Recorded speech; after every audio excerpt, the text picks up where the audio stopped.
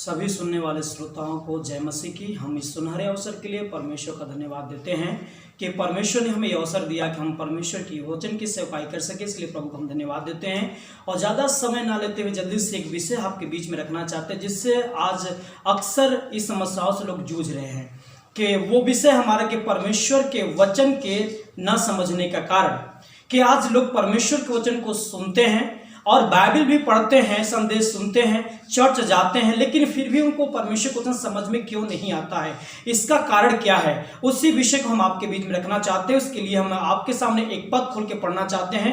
मत्ती रचित सुसमाचार उसका 13वां अध्याय उसके 19 पद को हम पढ़ रहे हैं। इसमें ऐसा लिखा है, जो कोई राज्य का वचन सुनकर नहीं समझता, उसके मन में जो कुछ बोया गया था उसे वह दुष्ट आकर छीन ले जाता है। यह वही है जो मार्ग के किनारे बोया गया था। यहां पर 19वें पद में लिखा हुआ है कि जो परमेश्वर का राज्य सुनकर समझता नहीं है, उनके अंदर से दुष्ट आकर उस बोए गए वचन को चुरा ले जाता है।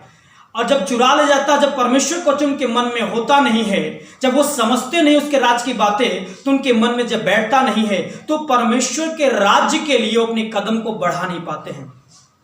आज अक्सर विश्वासियों की समस्या है, अक्सर उनकी शिकायतें आती रहती हैं कि हम सुनते तो हैं भैया, लेकिन मुझे समझ में नहीं आता है। हम बाइबल तो पढ़ते, लेकिन मुझे परमेश्वर की बातें समझ में नहीं आती। आपने क्या बोला, हमें क्या करना चाहिए, परमेश्वर क्या मुझसे बात करना चाह रहे हैं, मुझे कुछ भी नहीं समझ में आया। मेरे दिमाग से और खत्म हो जाता है, चला जाता है, कुछ पल के बाद ये गायब हो जाता है। ऐसा क्या कारण है? आज उसी कारण को हम आपके बीच में बताना चाहते हैं, क्योंकि वो लोग परमेश्वर की बात को तो सुनते हैं पर समझते नहीं है। ना समझने के कारण शत्रु उनके मन से ये परमेश्वर का वचन रूपी बोया गया बीज वो शत्रु चुरा ले जाता है। क्योंकि जो सुनकर वचन को समझते नहीं है, ये ऐसे लोग होते हैं फरीसी और शास्त्री की तरह। ये लोग यीशु के दृष्टांत को लगातार सुनते रहते थे, उनकी शिक्षाओं को सुनते रहते, लेकिन इनको फिर भी समझ में नहीं आता था। ये उन्हें समझ ही नहीं पाते थे कि यीशु क्या कहना चाहते हैं, इस दृष्टांत के द्वारा प्रभु हमें क्या समझना चाहते हैं। क्योंकि ये लोगों का मन जो है तैयार नहीं रहता था। जब लोग अपने मन को परमेश्वर के वचन को सुनने के लिए तैयारी करके नहीं आते हैं, अपने हृदय को खोल के नहीं आते हैं, तो ऐसी दशा में परमेश्वर का संदेश और उसके दौरान जो परमेश्वर सच्चाई अपना प्रकट करना चाहता है, जो स्वर्गीय समझ हमारे ऊपर खोलना चाहता है, हम उससे वंचित रह जाते हैं। बिना मन की तैयारी के कारण, बिना अपने हृदय को खोलने के कारण हम परमेश्वर के वचन को समझने से दूर रहेंगे। इसलिए मेरे प्रिय, मैं आपसे कहना चाहता हूं, अगर आपके पास है शिकायत में परमेश्वर के वचन को नहीं समझ पाता हूं, परमेश्वर के वचन मुझे समझ भी नहीं आता, मैं बाइबल तो पढ़ता हूं पर कुछ भी मुझे पल्ले नहीं पड़ता, इसका कारण यही है कि आप बिना तैयारी का बाइबल पढ़ते हैं, आप बिना दुआ के परमेश्वर के वचन का यूं ही पढ़ते हैं, आप बिना अपने हृदय को खोले परमेश्वर के वचन सुनते हैं। इसलिए आपसे परमेश्वर के राज्य की जो भेद की बातें हैं वो छुप जाती है।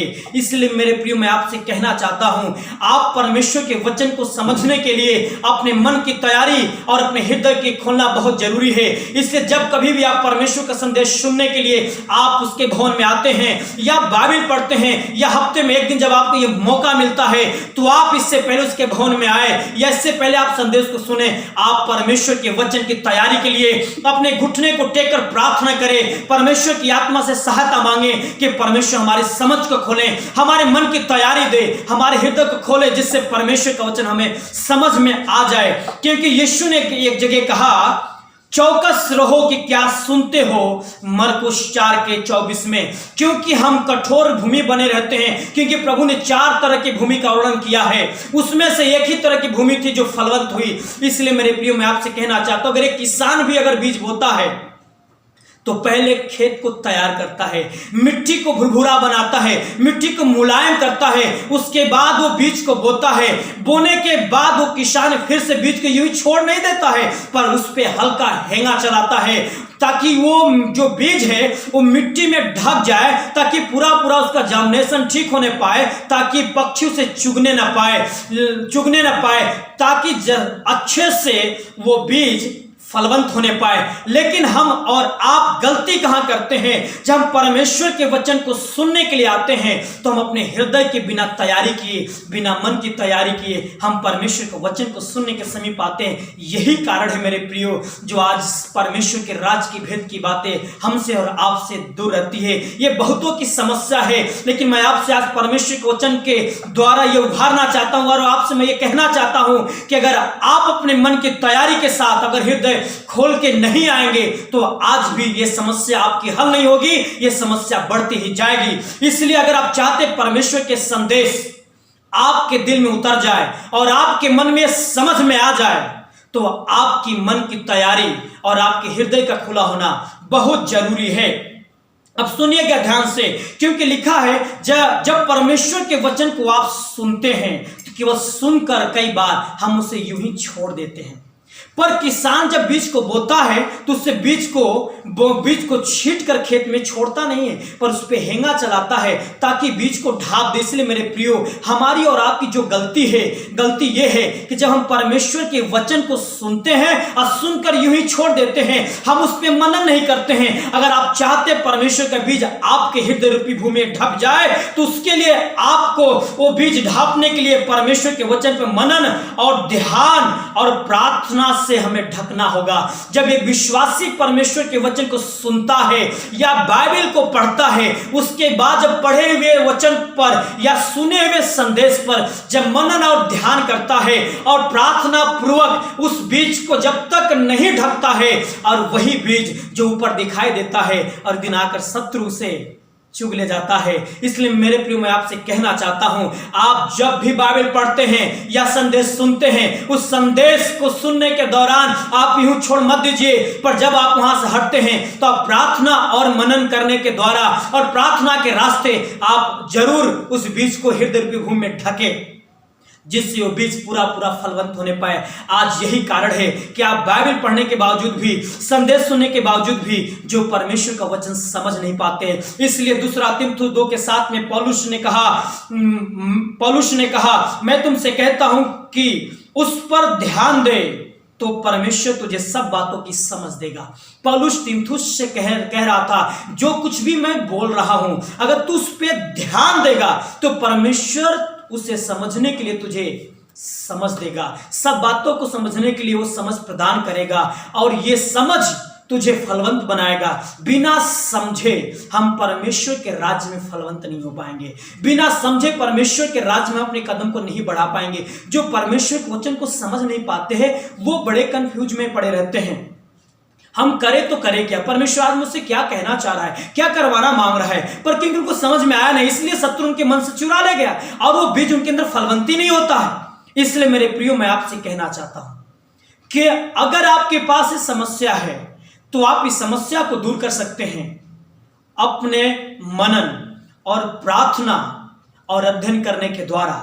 आप परमेश्वर के बोए गए बीज को, जो परमेश्वर का बीज उनके सेवकों के द्वारा बोया जाता है या बाइबल पढ़ते समय जो आपके अंदर जाता है, उस बीज को ढापने के लिए हृदय रूपी भूमि में आपको प्रार्थना, मनन और ध्यान करने के रास्ते उस बीज को ढपना होगा। कई बार हमारे जीवन में हृदय रूपी भूमि में कई प्रकार के बीज तो बोया जाता है, लेकिन जब हम उसे ढपते नहीं हैं तो बीज को पक्षी चुग ले जाते हैं और बीज फलवंत नहीं हो पाता है। इसलिए बिना परमेश्वर के राज की बातें समझे हमारा जीवन बदल ही नहीं सकता और हमारे जीवन में कोई परिवर्तन आ ही नहीं सकता। इसलिए समस्या यही है हमारी कि हम सुनते तो हैं बिना मन की तैयारी के,